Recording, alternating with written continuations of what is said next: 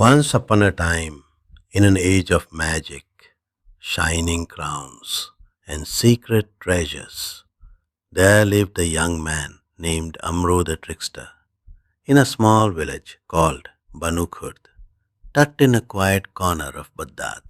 Amro wasn't an ordinary boy. He was clever, sharp, and a master of ancient magical books. He owned a mysterious bag called Zanbeel, a magical sack that could swallow anything and summon it back at will. One day, while buying dates in the bustling marketplace, an old beggar approached him. Amro, time is short, the man rasped. Beyond the northern mountains lies the fortress of the witch queen. She has imprisoned the princess of light. If she remains captive, in just 7 days, darkness will swallow all of Baghdad. Startled, Amro stared into the old man's cloudy eyes. There was truth in that fading gaze. What must I do? He asked, serious and calm. You must enter the witch queen's fortress, free the princess, and recover the enchanted stone that keeps the light alive.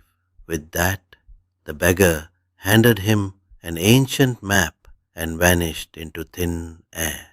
Wasting no time, Amro packed his Zanbeel with food, a magical dagger, and a flying carpet made of smoke. After traveling for 3 days and 3 nights, he reached a strange valley, one unlike any he had ever seen. The trees had blue leaves, the sky burned crimson, and the wind, it was cold but poisonous.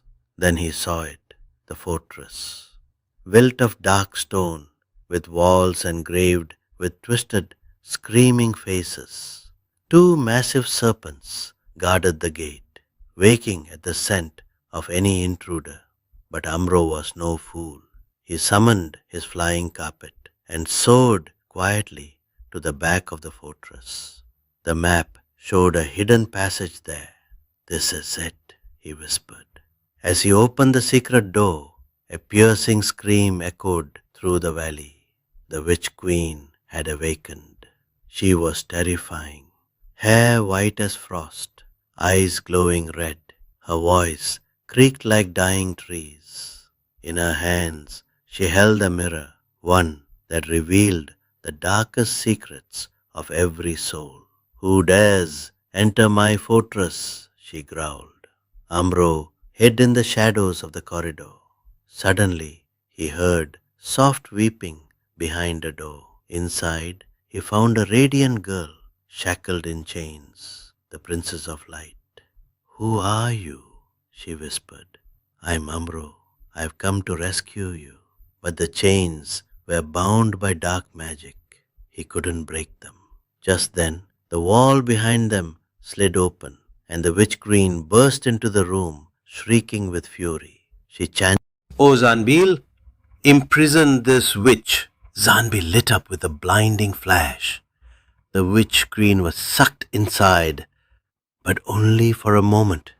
In a burst of dark flame, she tore her way out. She wasn't just any witch.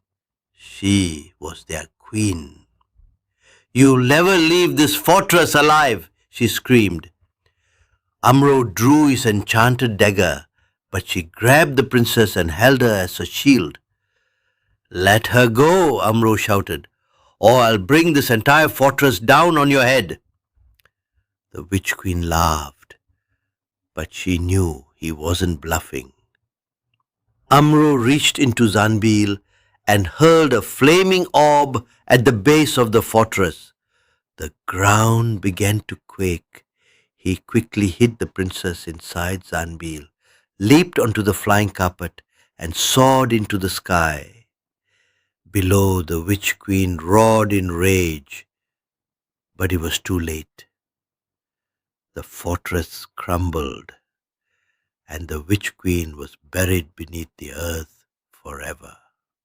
Amro released the princess from Zanbeel, safe and unharmed. He had also recovered the stone of light. When they returned to Baghdad, the entire kingdom erupted in joy. The king embraced Amro and named him the defender of the realm.